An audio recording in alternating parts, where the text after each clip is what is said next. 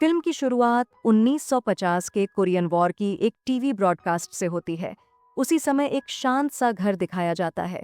घर के अंदर एक यंग प्रेग्नेंट वुमन तंग सी क्लोजेट में छिपी बैठी है, सांस रोके हुए ताकि कोई उसकी आवाज न सुन ले। तभी काउबॉय हैट पहने एक आदमी कमरे में दाखिल होता है।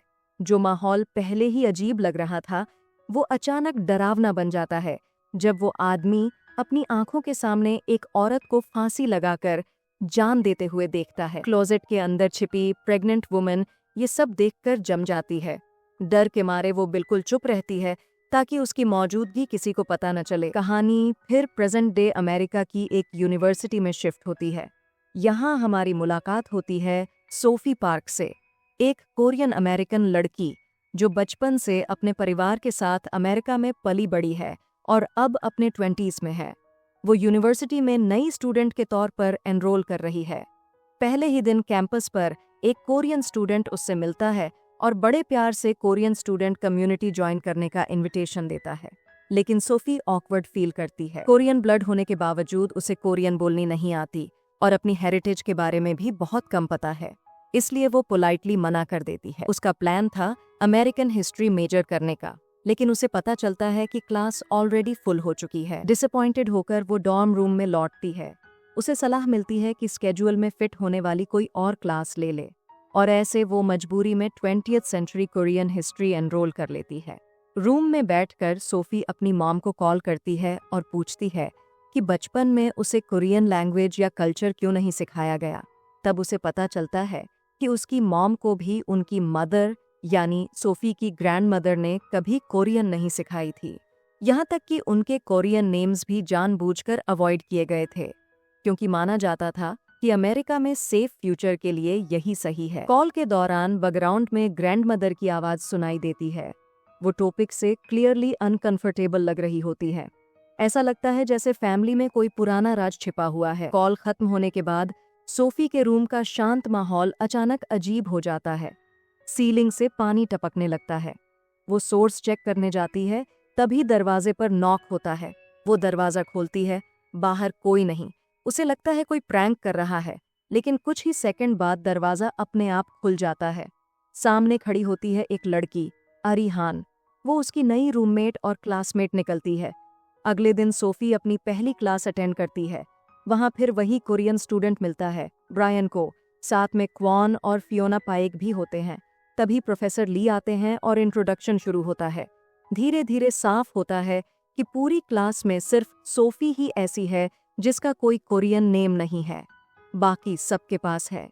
शाम को सोफी अपने नए दोस्तों के साथ बार जाती है। कैजुअल माहौल में वो ऑनेस्टली एडमिट करती है कि उसे कोरिया के बारे में लगभग कुछ नहीं पता। सिर्फ एक नाम है जो उसे लगता है शायद उसका कोरियन नेम है। वो दोस्तों से कहती है कि उसका मतलब ट्रांसलेट कर दें। जैसे ही वो नाम बोला जाता है, सोफी का फोन अचानक अजीब रिएक्ट करने लगता है, जैसे उसमें इलेक्ट्रिक चार्ज आ गया हो। माहौल ऑकवर्ड और अनसेटलिंग हो जाता है। घर लौटकर डिनर के दौरान सोफी कैजुअली बताती है कि वो अपना कोरियन नेम यूज करने के बारे में सोच रही है। ये सुनते ही उसकी ग्रैंड मदर भड़क जाती है, जैसे सोफी ने किसी ऐसे राज को छेड़ दिया हो जिसे सालों से दफन करके रखा गया था। बिना कुछ समझाए वो टेबल छोड़कर चली जाती हैं। सोफी कंफ्यूज्ड और हर्ट रह जाती है। उसके बाद फादर धीरे से एडमिट करते हैं कि सोफी और फैमिली के हर मेंबर को बर्थ पर कोरियन नेम दिया गया था, लेकिन जानबूझकर कभी यूज नहीं किया गया। वो पूरी वजह नहीं बता पाते। मदर सिचुएशन संभालने की कोशिश करती हैं और कहती हैं कि ग्रैंड मदर की रिएक्शन उनके कोरियन वॉर के पेनफुल पास्ट से जुड़ी है। वो सोफी से कहती हैं कि ट्राई करे समझने की। मदर की बात मानकर सोफी अपनी ग्रैंडमदर के पास जाती है और सॉरी बोलती है। तभी ग्रैंडमदर पहली बार अपने पास्ट का हिस्सा रिवील करती हैं। वो बताती हैं कि उन्होंने अपनी बेटी यानी सोफी की मॉम को बचपन में कोरिया से अमेरिका इसलिए लाया क्योंकि फैमिली पर जनरेशन से एक कर्स है, और वो मानती हैं कि कोरियन नेम यूज करना उस कर्स को वापस बुला सकता है। वो सोफी से प्रॉमिस करवाती हैं कि वो कभी अपना कोरियन नेम यूज नहीं करेगी, लेकिन सोफी को ये सब इरेशनल लगता है। टेंशन फिर बढ़ जाता है। ग्रैंडमदर कंट्रोल खो देती हैं और हार्श रिएक्ट करती हैं। ये कॉन्फ्रंटेशन सोफी को अंदर से चोट पहुंचाता है। वो गुस्से में उसी रात घर छोड़ देती है। इमोशनली अपसेट होकर वो एमलेसली ड्राइव करती है और आखिर में एक बार के बाहर गाड़ी रोकती है। कुछ देर ड्रिंक करने के बाद उसकी नज़र एक आदमी पर पड़ती है जो अभी अभी अंदर आया है। वो कोरियन लगता है। थोड़ी हिम्मत करके सोफी उससे बात शुरू करती है। उसका नाम जून है, वो भी न्यूकमर है। दोनों की कॉन्वर्सेशन नेचुरल फ्लो में चलती है। सोफी कंफर्टेबल फील करने लगती है। वो साथ में बार से निकलते हैं। सोफी को पता चलता है कि जून की इंग्लिश फ्लुएंट है क्योंकि वो इंटरनेशनल स्कूल में पढ़ा है। जून को पता चलता है कि सोफी कोरियन नहीं बोल पाती। ये सुनकर वो जेन्युइनली ऑफर करता है कि वो उसे कोरियन सिखाएगा। डॉर्म के बाहर गुड बाय कहते वक्त जून कहता है कि वो उसे फिर मिलना चाहता है। सोफी बिना हेजिटेट किए उसका नंबर सेव कर लेती है। अगले दिन दोनों रेस्टोरेंट में मिलते हैं। यहीं से उनका रोमांटिक रिलेशनशिप शुरू होता है। धीरे धीरे क्लोजनेस बढ़ती है और वो ऑफिशियली कपल बन जाते हैं। खुशी के बीच सोफी उसे याद दिलाती है कि उसने कोरियन सिखाने का प्रॉमिस किया था।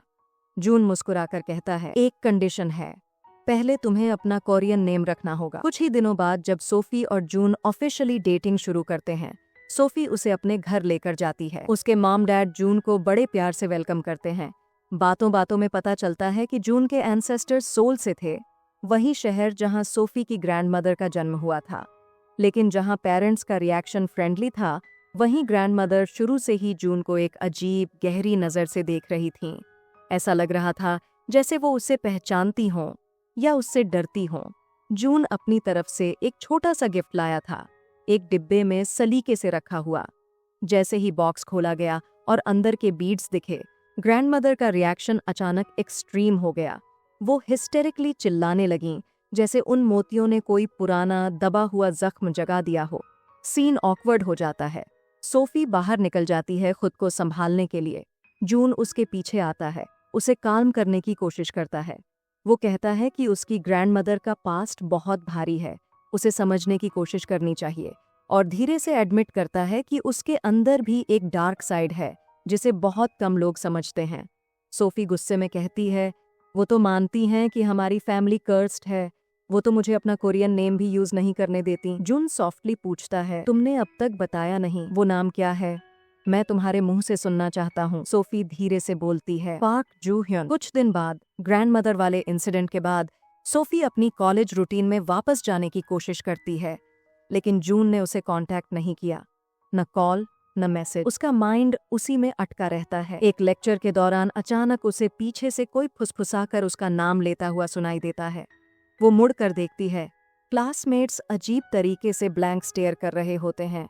अगले ही पल वो हड़बड़ाकर जाग जाती है। ये सिर्फ नाइटमेयर था। वो तुरंत फोन उठाती है, शायद जून का मैसेज हो, लेकिन स्क्रीन खाली होती है। कई दिन से उसने कांटेक्ट नहीं किया। घबराई हुई सोफी बाथरूम की तरफ जाती है, लेकिन अचानक उसके पैर में टूटे हुए ग्लास का टुकड़ा चुभ जाता है। अजीब घटनाएं रुकने का नाम नहीं ले रही थीं।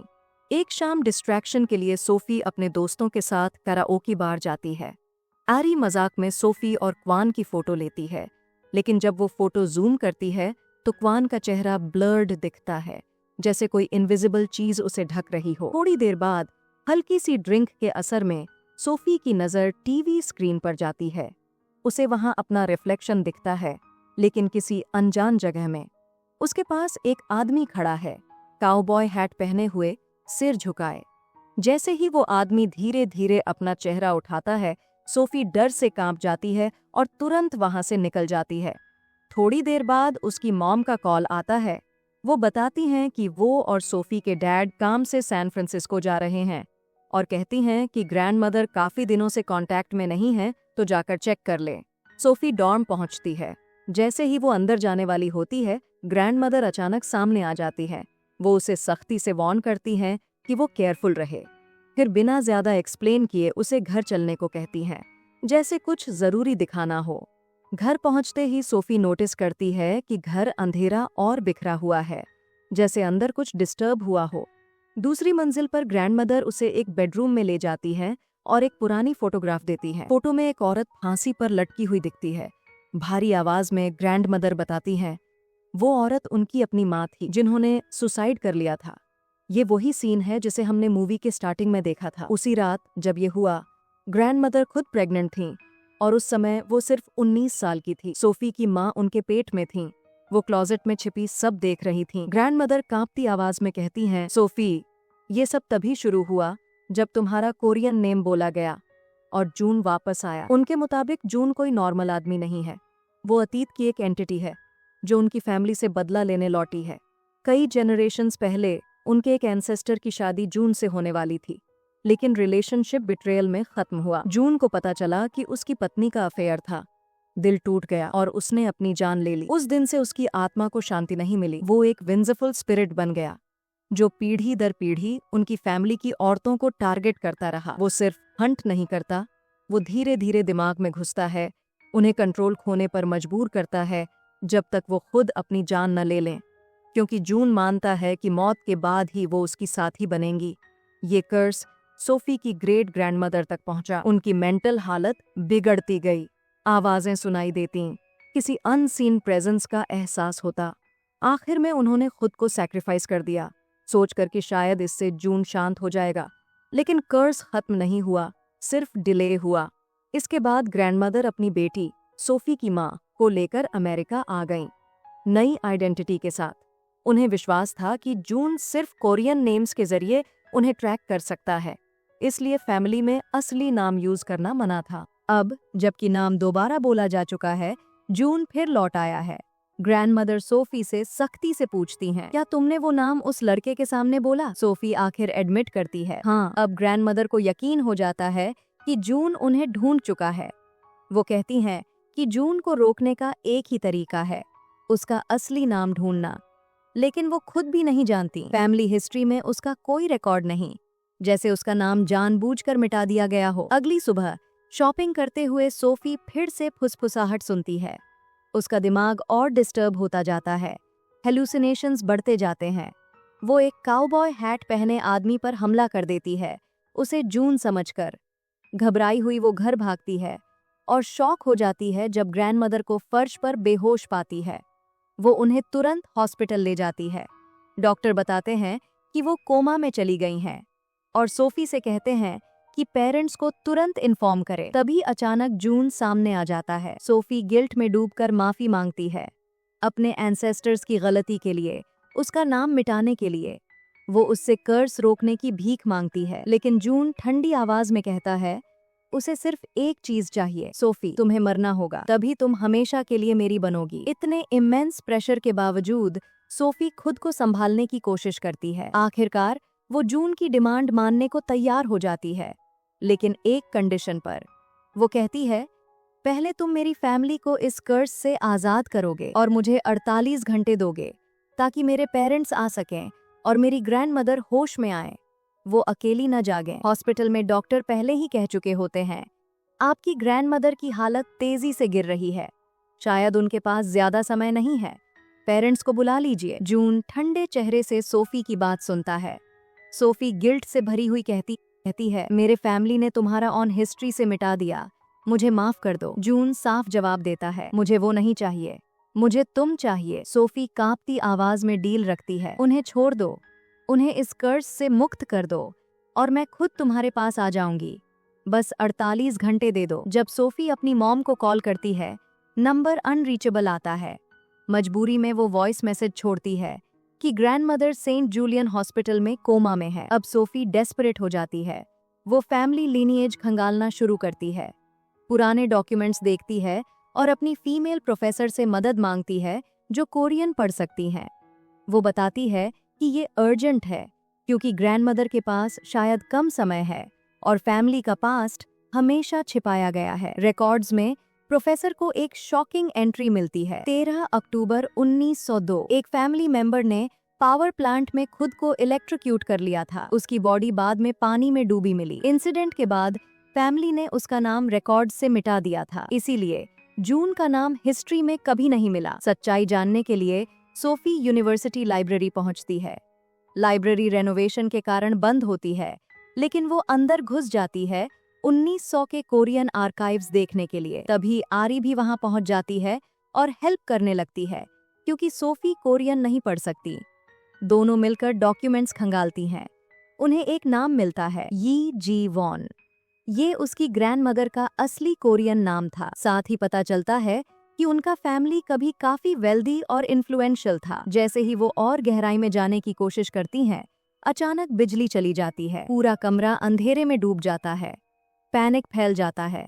सोफी को महसूस होता है जून पास है। वो जल्दी से आरी से कहती है, डॉक्यूमेंट्स में जो फैमिली नेम्स है एक एक करके पढ़ो। आरी नाम पढ़ना शुरू करती है। एक एक करके कई नाम बोले जाते हैं, लेकिन सब गलत। जून की प्रेजेंस और करीब आती जाती है। आखिर में आरी एक नाम पढ़ती है, चे गांग इल। उसी पल हवा थम जाती है। जून की प्रेजेंस गायब हो जाती है। ये उसका असली नाम था। सोफी तुरंत हॉस्पिटल भागती है ग्रैंडमदर को देखने के लिए, लेकिन जून फिर सामने आ जाता है। वो कहता है, मेरा नाम जान लेना काफी नहीं है, कर्स अभी भी तुम्हारी ब्लड लाइन से बंधा है। वो सोफी को खींचकर आफ्टर लाइफ की तरफ ले जाने लगता है। उसके हाथ में एक नाइफ थमा देता है और कहता है, खुद को खत्म कर दो। सोफी कुछ कर पाती उससे पहले ग्रैंडमदर अचानक होश में आ जाती हैं।